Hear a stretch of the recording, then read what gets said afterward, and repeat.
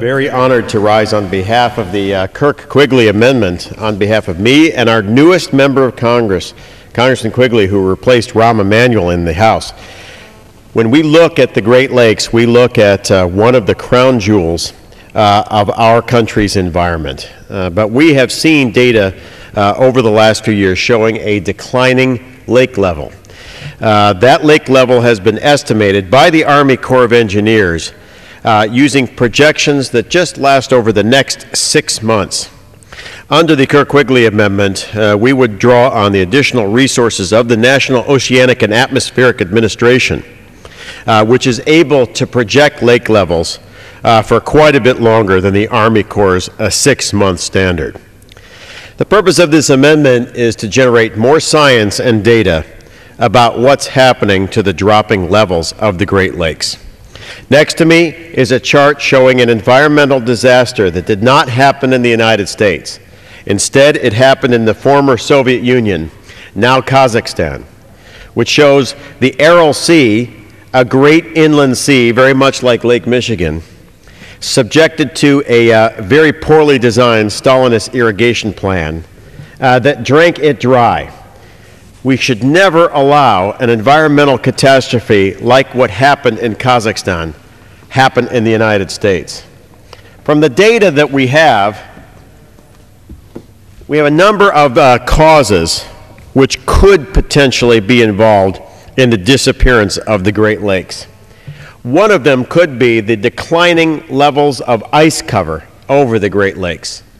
Due to other forces, the normal coverage of ice over Lake Michigan, for example, has been declining, therefore possibly allowing evaporation all year long. This declining level could be involved in the lowering of the lake. We need more data to support that conclusion.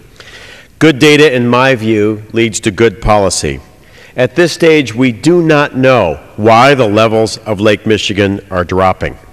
But NOAA tells us from 1972 to 2008, Lake Michigan ice cover has declined by approximately 30%, or a drop of 7,000 square kilometers from 72-73 winter to approximately 5,000 square kilometers last year.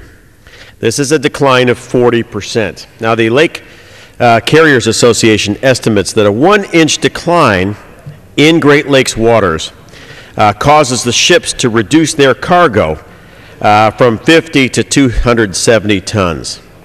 This translates to 8,000 tons of lost cargo in the lakes each year, or equivalent of enough iron ore to make 6,000 automobiles in the United States. For economic reasons, for ecological reasons, for scientific reasons, I think the Kirk-Quigley Amendment should pass to give further resources to look at this emerging trend in an ecosystem that directly involves the future of 30 million Americans and many of our Canadian allies. I reserve the balance of my time. The gentleman reserves the balance of his time. Does anyone claim? If the gentleman would yield, I would like to thank him for this amendment. I would like to thank him for this amendment and offer my support and request that the committee do pass this amendment. I thank the gentleman. The gentleman from Illinois. Reserve the balance of my time. Gentleman, does anyone claim time in opposition? Any member? Does he? The gentleman from Illinois. Want to talk on this? Okay. On this, then, I'd like to close by saying that this is a bipartisan amendment endorsed by the National Wildlife Federation and by the Lake Michigan Alliance. It represents the ability of the federal government to look further into what is an evolving environmental trend in a place that's home to 90% of America's fresh water. And with that, I would urge adoption of the amendment and getting to work on what is happening with the falling Great Lakes levels. Yield back. All time has been yielded back. The question is on the amendment offered by the gentleman from Illinois. Those in favor say aye. Those opposed, no. In the opinion of the chair, the ayes have it. The amendment is agreed to.